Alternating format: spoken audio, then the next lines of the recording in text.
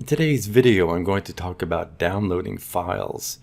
After you've purchased one of our programs, in most cases you'll get an email specifying your activation code, and you will get a link, in some cases two links, for downloading the file or files necessary to install the program on your computer.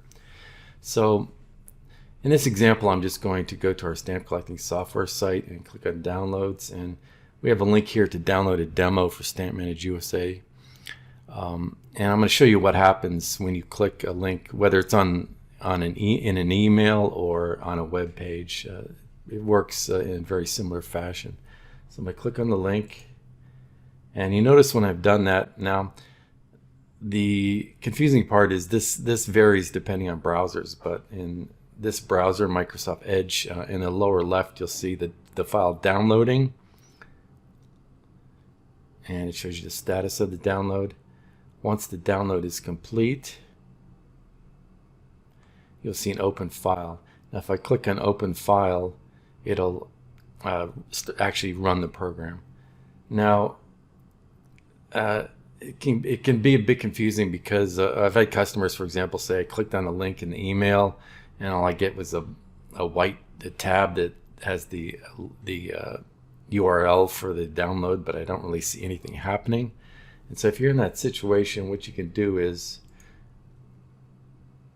notice down here at the bottom you've got the Windows Explorer, which is the File Explorer. And if you bring that up, you will see a Downloads folder.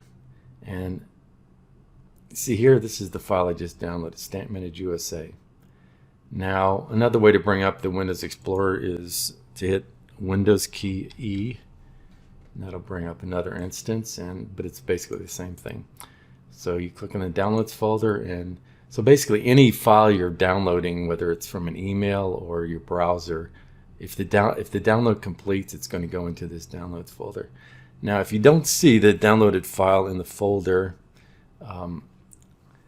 it could be because your antivirus is not permitting the download to happen due to a false positive.